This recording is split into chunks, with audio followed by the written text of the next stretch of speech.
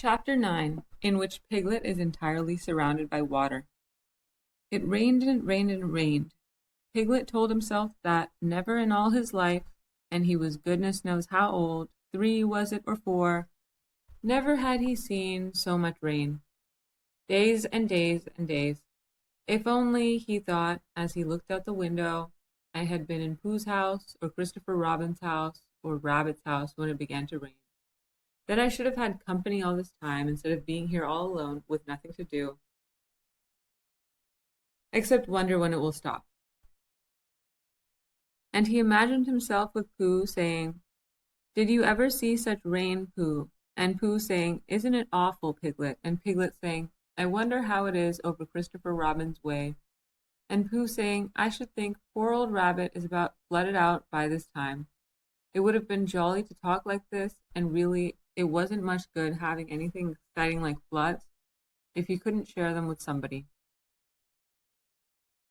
For it was rather exciting. The little dry dishes in which Piglet had nosed about so often had become streams, the little streams across which he had splashed were rivers, and the river between whose steep banks they had played so happily had sprawled out of its own bed and was taking up so much room everywhere that Piglet was beginning to wonder whether it would be coming into his bed soon.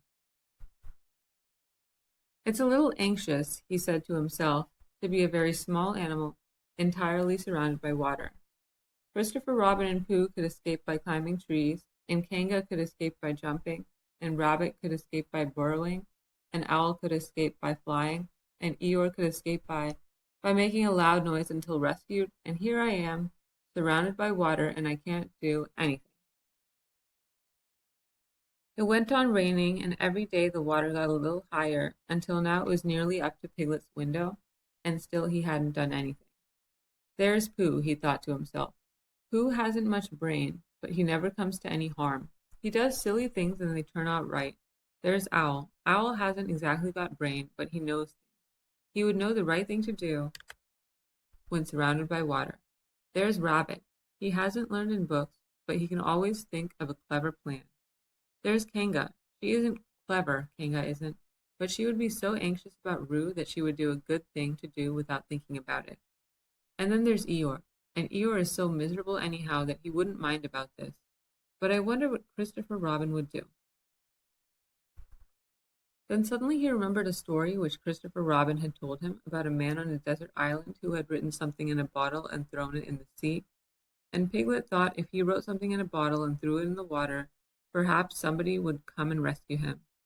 He left the window and began to search his house, all of it that wasn't under water, and at last he found a pencil and a small piece of dry paper and a bottle with a cork to it.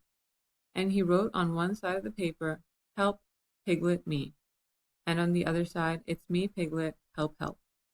Then he put the paper in the bottle, and he corked the bottle up as tightly as he could, and he leaned out of his window as far as he could lean without falling in, and he threw the bottle as far as he could throw, splash, and in a little while it bobbed up again on the water, and he watched it floating slowly away in the distance until his eyes ached with looking. And sometimes he thought it was the bottle, and sometimes he thought it was just a ripple on the water which he was following. And then suddenly he knew that he would never see it again, and that he had done all that he could do to save himself. So now he thought, somebody else will have to do something, and I hope they will do it soon, because if they don't I shall have to swim, which I can't, so I hope they do it soon. And then he gave a very long sigh and said, "I wish Pooh were here. It's so much more friendly with two." When the rain began, Pooh was asleep. It rained and it rained and it rained, and he slept and he slept and he slept. He had a tiring day. You remember how he discovered the North Pole? Well, he was so proud of this that he asked Christopher Robin if there were any other poles such as a bear of little brain might discover. "There's a South Pole," said Christopher Robin, "and I expect there's an East Pole and a West Pole, though people don't like talking about them." Pooh was very excited when he heard this, and suggested they should have an expedition to discover the East Pole, but Christopher Robin had thought of something else to do with Kanga, so Pooh went out to discover the East Pole by himself. Whether he discovered it or not, I forget, but he was so tired when he got home that in the very middle of his supper, after he had been eating for a little more than half an hour, he fell fast asleep in his chair and slept and slept and slept. Then suddenly he was dreaming. He was at the East Pole, and it was a very cold pole with the coldest sort of snow and ice all over it. He had found a beehive to sleep in, but there wasn't room for his legs, so he had left them outside. And wild woozles, such as inhabit the East Pole, came and nibbled all the fur off his legs to make nests for their young. And the more they nibbled, the colder his legs got, until suddenly he woke up with an owl, and there he was, sitting in his chair with his feet in the water and water all round him. He splashed to his door and looked out. "This is serious," said Pooh. "I must have an escape." So he took his largest pot of honey and escaped with it to a broad branch of his tree, well above the water, and then he climbed down again and escaped with another pot. And when the whole escape was finished, there was Pooh sitting on his branch, dangling his legs, and there beside him were 10 pots of honey.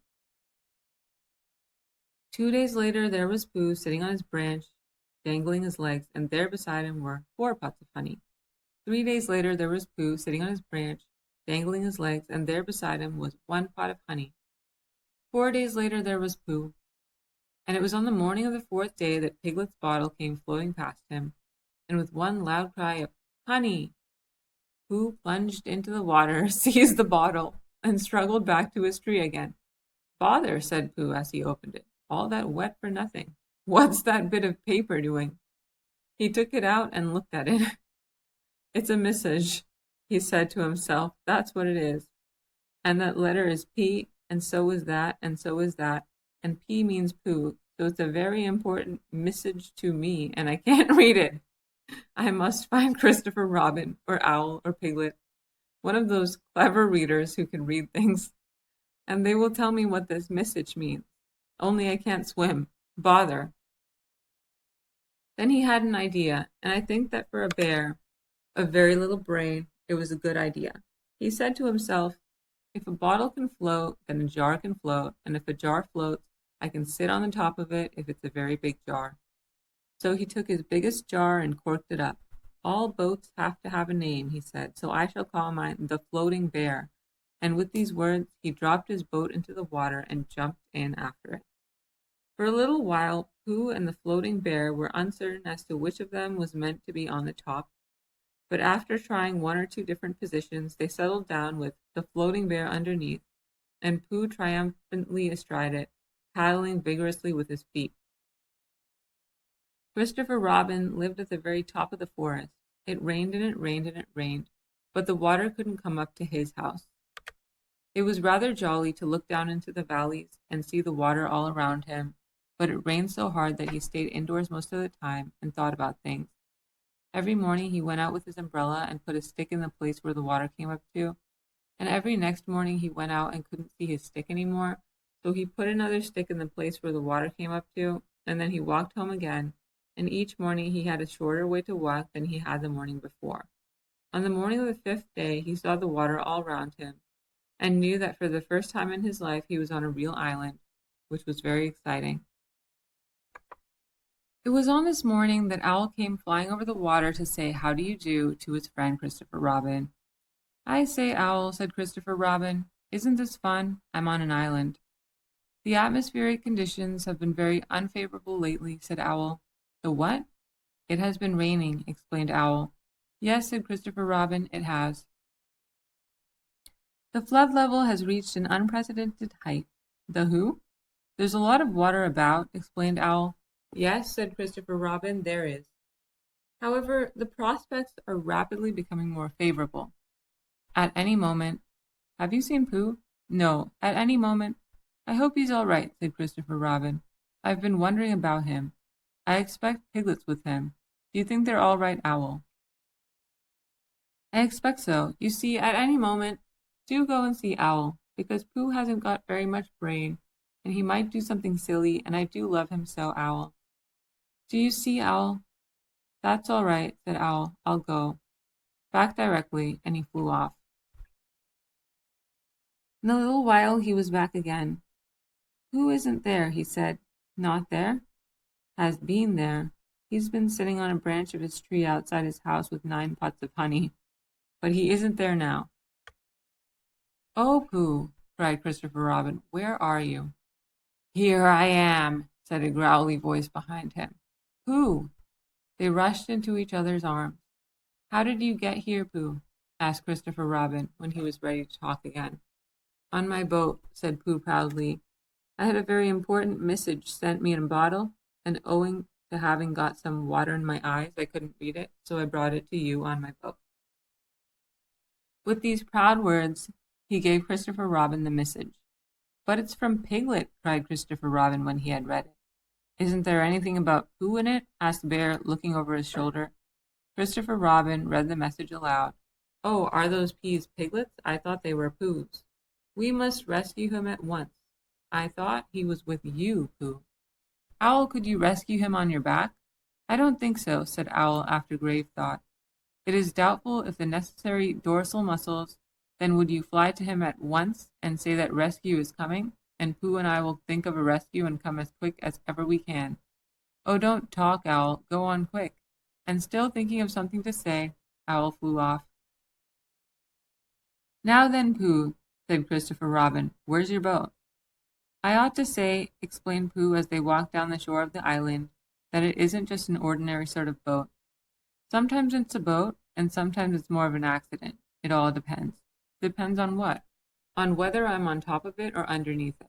Oh, well, where is it? There, said Pooh, pointing proudly to the floating bear.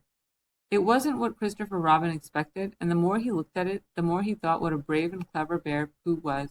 And the more Christopher Robin thought this, the more Pooh looked modestly down his nose and tried to pretend he wasn't. But it's too small for two of us, said Christopher Robin sadly. 3 of us with Piglet. That makes it smaller still. Oh, Pooh Bear, what shall we do? And then this bear, Pooh Bear, Winnie the Pooh, FOP, friend of Piglets, RC, Rabbit's companion, PD, pole discoverer, EC and TF, Eeyore's comforter and tail finder. In fact, Pooh himself said something so clever that Christopher Robin could only look at him with mouth open and eyes staring, wondering if this was really the bear of very little brain whom he had known and loved so long. We might go in your umbrella, said Pooh. Question mark. We might go in your umbrella, said Pooh. Question mark, question mark.